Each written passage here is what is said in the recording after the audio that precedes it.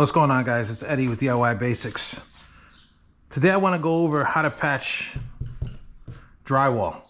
I want to go over the two different methods that are used commonly. There's obviously a wood backer method that's used, and then there's one that's called the California patch. So I'm going to go over both just so you get an understanding on how simple it is to actually make these repairs. They're not as difficult as most people think they are. So for starters, obviously we want to identify if there's any kind of wood in the back. If there is wood, obviously you would use that and try to cut a piece, secure it to that wood. But in the case where there's no backing, these methods that I'm going to show you are great for that. One of them is going to require us to create a backing, and the other one is going to be the California, which doesn't create any backing at all. So for starters, a lot of times what I used to do is I would try to create a square somewhat decent, and then I try to measure that and cut a piece to fit the square. But I learned through the years that you're better off just measuring what you need, right? So 6 inches appears to cover the entire thing. So what I did was I cut myself a piece of 6-inch sheetrock and put that over the hole. And then I just go ahead and trace that. Once I trace this, and I cut this out, this is gonna fit perfectly. So that's what I recommend you do instead of trying to measure an actual opening and try to cut the piece to that. It's simple, just make a piece and cut it. So let's go ahead and do that. If you have a multi-tool, you can use that as well, which makes the job a lot faster. I have one, but I'm just using a razor knife because depending on how much you get into doing things around the house, you might not have a multi-tool. So I'm just cutting it out with the razor so you can see that it's completely doable this way as well. And don't worry about it being clean or making too much of a mess. I'm going to discuss a little trick that I use for that as well to help with any jagged edges or things like that that remain. So you just create the opening.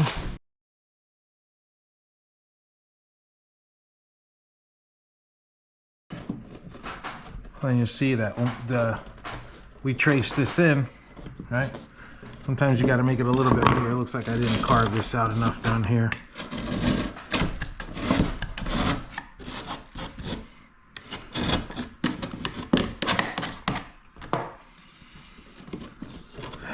There you go. Helps to put it in the way you measured it, so the way you traced it. Usually we'll put an arrow on the piece so that I don't lose the way that it's oriented, right? Because obviously it's not a completely square piece, so if you didn't orient it properly, then it's not going to fit. But that's an easy fix. It's just a matter of identifying where it needs a little bit of space and just popping it in there. All right. And just like that, if it's very good for what it's going to be, because obviously this is going to get patched and it's going to look like it never happened. So you see these little jagged edges. This is something I used to deal with a lot when I first started doing this work, and I learned a little trick to eliminate that. So what I do is I take my razor and I just cut away the paper on the edge like this, getting rid of any jagged edges, because this really is going to affect your finish when you're working with the drywall compound. Any of those little jagged edges really cause a problem for you. So I just clean that off nice and sharp, and it doesn't cause any problems for me. I come down the wall as well. So you just come down the wall and you clean it just like that. Eliminate that completely. Eliminate that completely, just like that. All right? Believe me, it's gonna make a world of a difference when you're finishing it.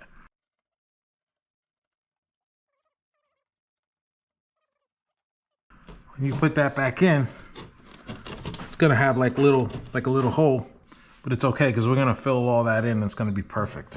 All right? That's one of the methods.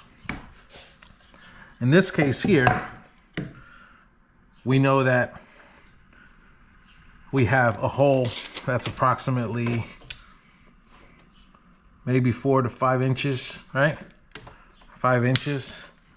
So what I do is I get a piece that's gonna overlap the entire thing by about an inch or two, and then I will go ahead and cut out a little area so that I can create my California patch. All right.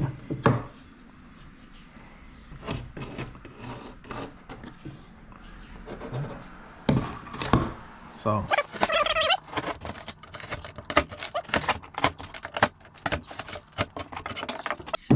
with the back of the drywall facing you, you're gonna straddle it where you have like enough overlap, and then you make a mark.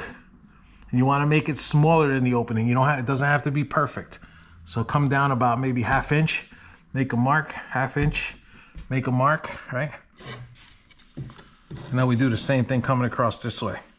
Okay, so you can figure right here, ½ inch, ½ inch. We take our speed square, make some lines. Okay. So now what we're gonna do is we're gonna cut the paper. We're gonna cut the back off. So we just score it.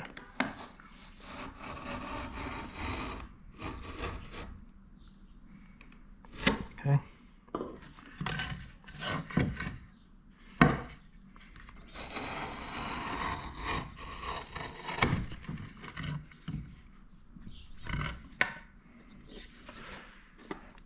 And we pop it, and then we peel it.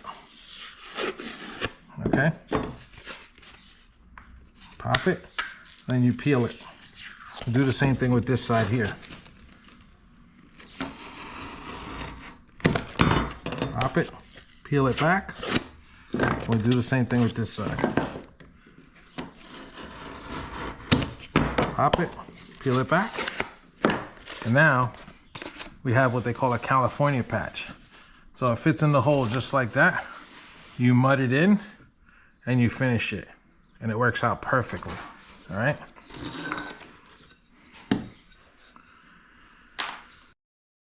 So what we're gonna do is we're gonna place a piece of wood. This is the method for creating a backer with wood.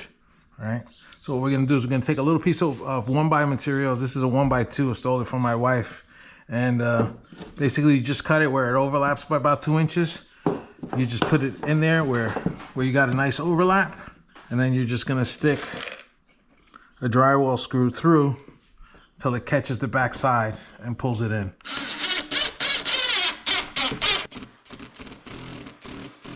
Okay, just like that. Now you're creating a backer for your drywall. Right? Doesn't take a lot.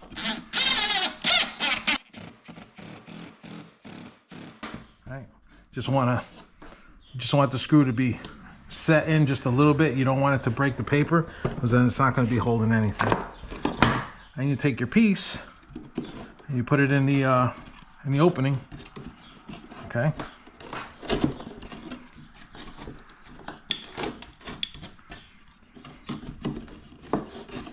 There you go. We'll put 2 more screws in there,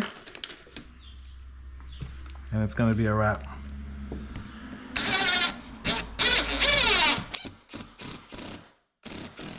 Oh.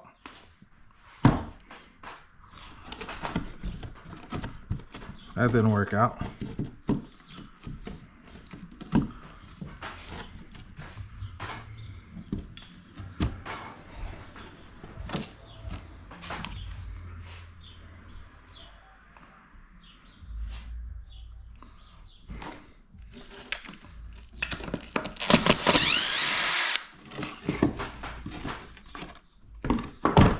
I think the problem was I'm using this piece of 1x. It's a poplar, and it's kind of hard, so the sheetrock screw was having a hard time penetrating. But just use a piece of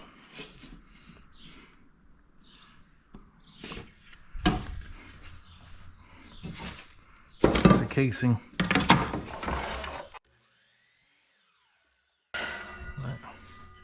This time I'm going to use it horizontally. There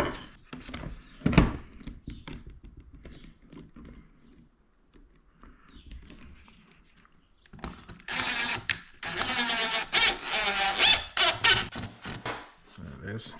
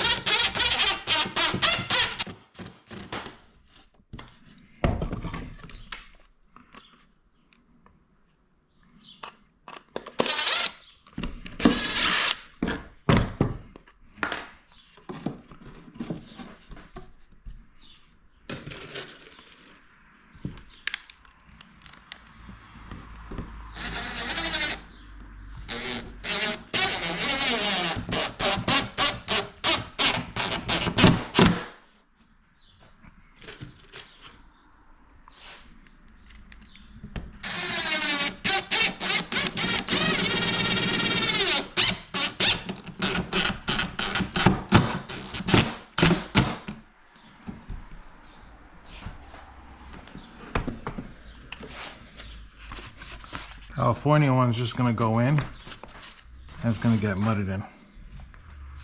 So that's what you have. All right, guys. Now I want to talk a little bit about finishing drywall. I learned how to do this when I was like 20 years old. It's a very good skill to have, and it's not as difficult as you think. So basically what you want to have if you have nothing is, ideally most patches are gonna wind up growing to about, sorry about that. Most patches are gonna wind up growing to about 12 inches wide. So you always start out with a 6-inch knife to get your taping or whatever it is you want to do, and you go move up to a 10, and then you can, most of the time you can finish up with a 12 without any problems. Obviously they make them a lot bigger, 14s and so on. But what I like to do for repairs, in the case of the California patch, obviously you see this already has paper, and basically we're just going to be filling mud throughout here, and then when we put it in and we kind of just push all the mud out, it's going to create a nice seal, and that's going to be our first coat, and then we're going to be finishing it off from that point. In this case here, and I may get a little pushback on this, but I've been doing it for a long time, and I found that it's a great method, especially for the DIY homeowner that's not going to be doing this on a professional level. This is just to patch a wall. No one will ever know it's there. This patch in itself is already very strong, and I'm talking about the need to use tape or to use some kind of a mesh around the perimeter for strength. It's not necessary, in my opinion, on a patch like this because of two things. Number one, this is already strong enough, it's not going anywhere. And a lot of times where you're gonna get cracking is where you have movement between two pieces, and there's not gonna be any movement here. And number two, I use what they call a hot mud. In other words, it's a fast setting mud when I'm filling in crevices like this and creating my first coat, for two reasons. Number one, it's a lot stronger than your normal drywall mud, and it dries a lot faster, which allows you to move to that next step early on. After the first coat, I transition to your regular drywall mud. I like to use the blue stuff. I'll do my hot mud on the first coat, and then I resort to my bucket stuff, the blue stuff, for the second, third, and however many coats I need. All right. So in this case here, I like using what they call sheetrock 20. It comes in powder form. You have to mix it with water, and it gives you about 10 minutes, maybe 15 minutes of work time before it starts to set up. So it's great for small repairs like this. Let's get right into this. I'm gonna mix a little bit of this mud. I usually just pour the bag into a container, and it helps it to last and stay nice and clean without any debris or anything. I usually just mix it by feel. You know, you want to get a nice consistency going, kind of like peanut butter, maybe a little loose. You know, I would say peanut butter because we're going to be filling a little holes like this, and you want to make sure that it holds. It's not too liquidy where it just wants to fall through the hole. So again, they have mixers you can use. I have all that stuff, but I'm just doing this by hand to illustrate that it could be done with minimal tools. I may do the California patch first, so that it starts to set up, it'll still be good enough to just fill in these little areas, which is how that one's gonna work. So like I mentioned earlier, we're just gonna be filling in mud around the edge, right? Just like you see here, okay?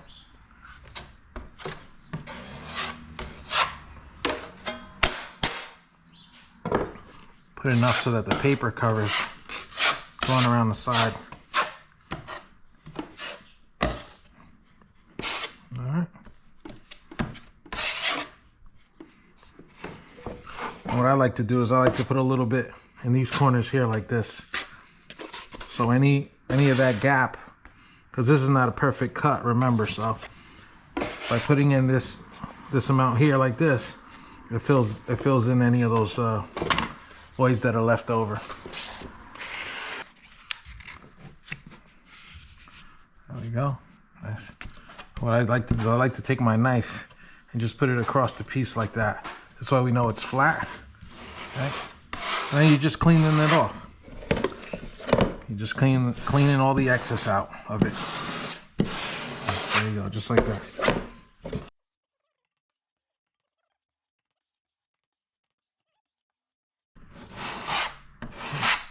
Make sure you get as much as the drywall compound as you can out of the back of the paper. This way it adheres to the wall as much as possible, okay? And like I mentioned before on this one, we're just gonna fill in these gaps. We're not looking to, we're just looking to fill in the gaps and just squeeze, just scrape all the excess, right? That's all we're looking to do. See? This is it.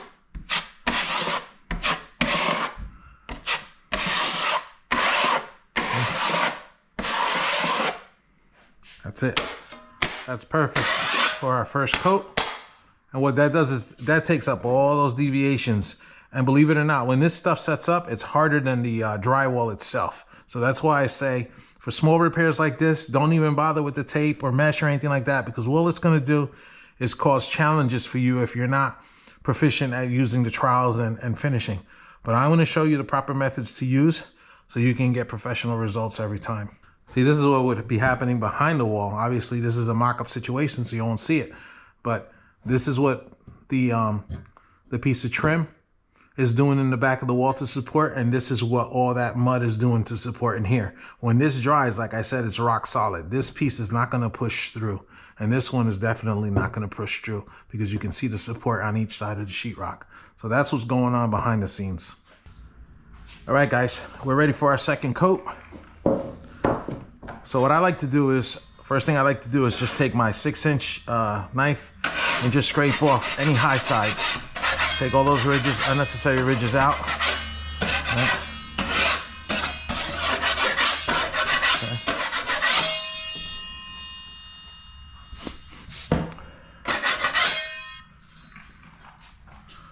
I just want to go over the proper procedure and the technique that's used to give you a successful job. Whatever coat you put on, every additional coat has to be overlapped. It has to be bigger than that prior coat by about 1 inch or 2 so that you can have a smooth transition from your patch to the existing wall. So in this case here, right, my 10 is going to be just about a little bit too small, it seems. I think I need to start out with the 12. In this case here, I can start out with my 10 and then move up to the 12. So what I like to do is, like I mentioned, I like to use the blue stuff here. They didn't have the +3, but this is the same kind of stuff. It's like a light compound, you know, it's easy to sand. So I like to take a little bit of it and I like to add a little bit of water just to give it a little bit better consistency.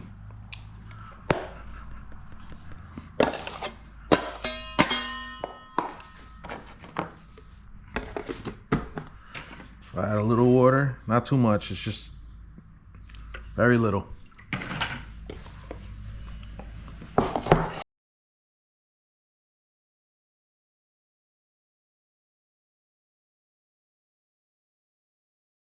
I'm going to start out with this one here.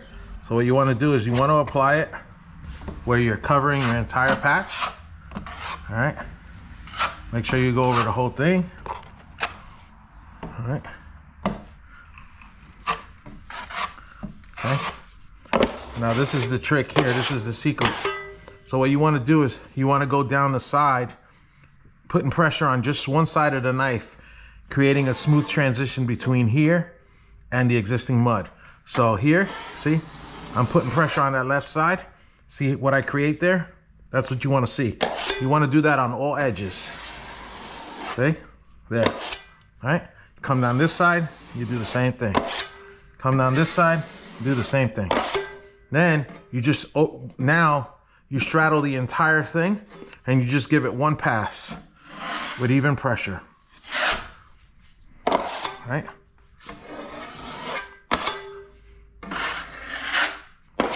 If you don't think that you covered enough, like you can see here, it doesn't seem like I covered enough. Add a little bit more, okay? Add a little bit more.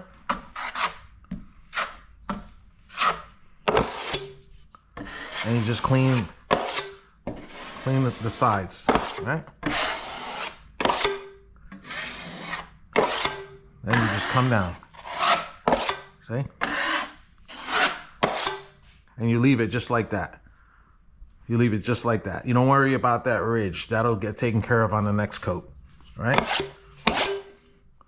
This one here, we already determined that it's probably gonna need to be the bigger knife. That, so that's what we're gonna use.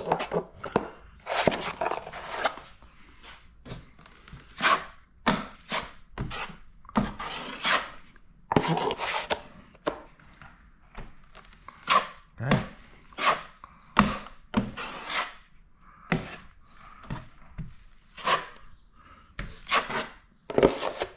Okay. Same technique, cleaning the sides with the knife.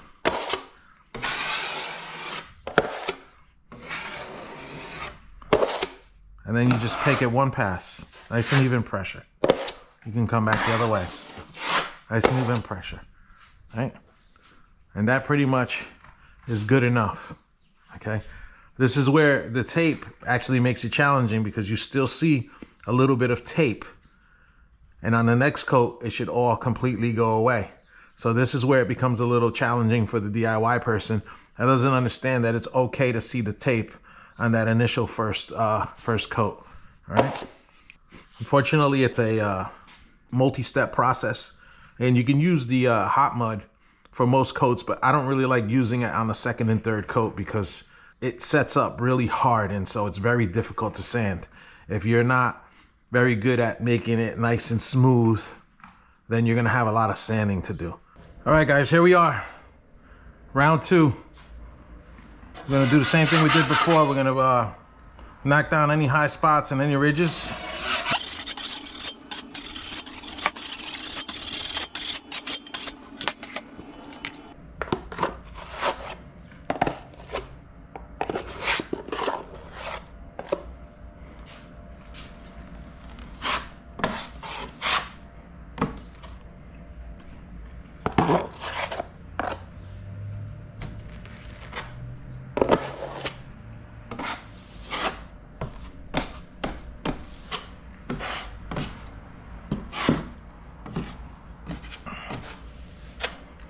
We overlap the whole thing, right?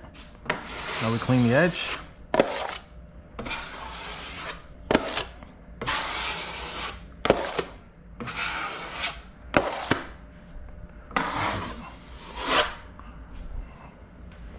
That's it. See that?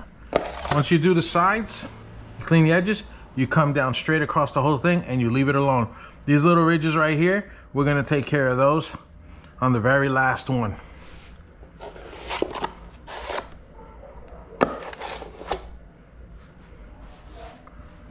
We could use this one for this one as well, and then the loose.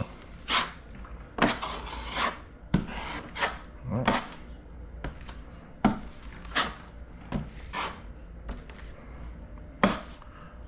The idea is not to play with it too much.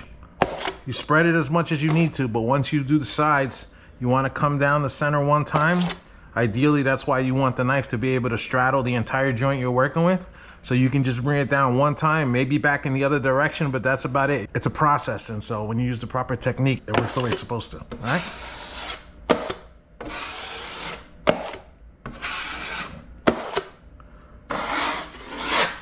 See that? It straddles everything. Look at that. That's what it's supposed to look like. All right, guys, here we are. Last coat. Nice and dry. Gonna be scraping off everything that we don't want to have to do any extra sanding, right? So what I like to do, guys, is I like to just take these little ridges off. You don't want to sand too much because you don't want to reveal the paper, right? So I just focus on the transition edges. Nice and easy. When you do it right, you leave very little to have to take off. So as you can see, it doesn't take much to make that very smooth, right? Just go over the center one time, getting rid of any lines, focusing on your transition lines.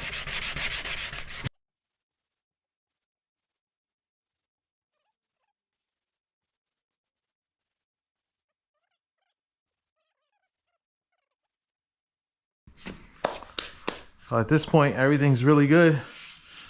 Most of the time, if you have like little divots or something like that, what I'll do is I'll take my knife and I'll show you what I mean so that you can see.